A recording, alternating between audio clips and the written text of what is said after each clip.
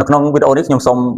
នាំបងប្អូនទាំងអស់គ្នាយើងទៅធ្វើលំហាត់ពាក់ព័ន្ធជាមួយនឹង vocab ហើយនៅក្នុង vocab នេះគឺខ្ញុំដកស្រង់ចេញពីវិញ្ញាសាត្រៀមរបស់ខ្ញុំទី2អញ្ចឹងសូមបងប្អូនទៅជាមួយខ្ញុំ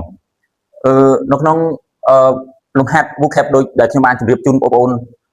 ដោយសពដងអញ្ចឹងអ្វីដែលយើងត្រូវការចេះធ្វើវាគឺការបកប្រែ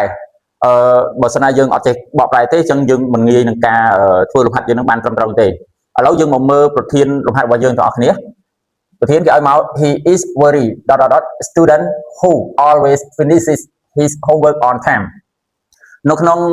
ប្រធានរបស់យើងហ្នឹងខ្ញុំអត់មានឃើញពីអីពិបាកទេឥឡូវខ្ញុំសូមបកប្រែជូនបងប្អូនទាំងអស់គ្នាគាត់គឺជាសិស្សកន្លែងនេះយើងបាត់បង់ដែលតែងតែបញ្ចប់កិច្ចការរបស់គាត់ហ្នឹងទាន់ពេលវេលា on time នេះគឺយើងបកប្រែថាទាន់ពេលវេលានេះគឺជាចម្លើយរបស់យើងឥឡូវយើងទៅបកទាំងអស់គ្នាមកចម្លើយ A គឺថា hard working hard working នេះថ្នាក់ពាក្យវាជា adjective ហើយយើងបកប្រែថាឧស្សាហ៍ឬក៏ខិតខំពាក្យចម្លើយ B careless ក៏ជាថ្នាក់ពាក្យជាគុណនាមដែរហើយយើងបកប្រែថាធ្វេសប្រហែសចម្លើយ C selfish យើងបកប្រែថាអាត្មានិយមចម្លើយ D ជា adjective ដែរ lazy យើងបកប្រែថាខ្ជិលច្រអូសបាទបន្ទាប់ពីយើងបានបកប្រែចម្លើយមួយហើយចម្លើយដែលយើងគិតថាវាស័ក្តិសមជាងគេបំផុតនៅក្នុងប្រយោគរបស់យើងហ្នឹងគឺចម្លើយ A គឺ hard working ឥឡូវយើងយកចម្លើយ A hard working ហ្នឹងយកមកដាក់នៅកន្លែងចន្លោះដែលយើងបាត់បង់មកគាត់គឺជាសិស្សដែលខិតខំឬក៏ឧស្សាហ៍ដែលតែងតែបញ្ចប់ការងាររបស់គាត់ហ្នឹងកិច្ចការរបស់គាត់ហ្នឹងទាន់ពេលវេលាដូច្នេះចម្លើយ A នេះគឺជាចម្លើយដែលស័ក្តិសមជាងគេបងអស់ហើយវាគឺជាចម្លើយដែលត្រឹមត្រូវដូចខ្ញុំបានប្រាប់អញ្ចឹងថា hard working នេះបកប្រែឧស្សាហ៍ដូច្នេះដើម្បីឲ្យបងប្អូនចេះប្រើប្រាស់ជាមួយពាក្យ hard working ដូច្នេះសូមបងប្អូនមកមើលឧទាហរណ៍ទាំងអស់គ្នាហើយនេះគឺជាឧទាហរណ៍ខ្លះពាក់ព័ន្ធជាមួយនឹង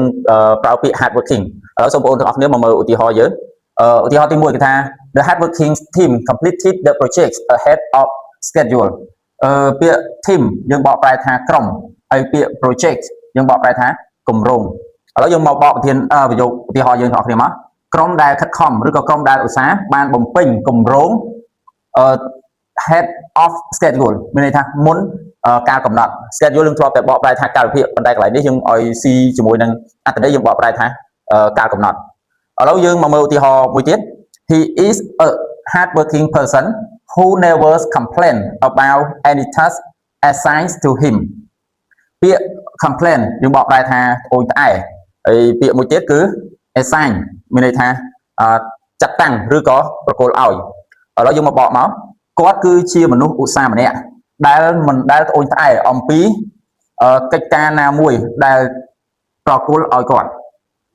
បាទឥឡូវយើងចូលឧទាហរណ៍ចុងក្រោយ her hard working nature has been the foundation for her successful career in management ពាក្យnature ហ្នឹងយើងបកប្រែថាចរិតលក្ខណៈហើយពាក្យ career នេះគឺអាជីពការងារបាទឥឡូវយើងបកប្រយោគទាំងមូលមកចរិតលក្ខណៈឧស្សាហ៍របស់នាងបានក្លាយជាមូលដ្ឋានសម្រាប់អាជីពយ៉ាងជោគជ័យរបស់នាងនៅក្នុងការគ្រប់គ្រងបាទនេះគឺជាឧទាហរណ៍ពាក់ព័ន្ធជាមួយនឹងការប្រើប្រាស់ hard working សង្ឃឹមថាវាអាចជួយបង្កើនការបកប្រែបង្កើនពាក្យរបស់បងប្អូនឲ្យបានច្រើនជាងមុនបាទនៅក្នុងវីដេអូនេះខ្ញុំមានតែប៉ុណ្្នេះទេសូមអរគុណចំពោះការតាមដានទាំងអស់គ្នា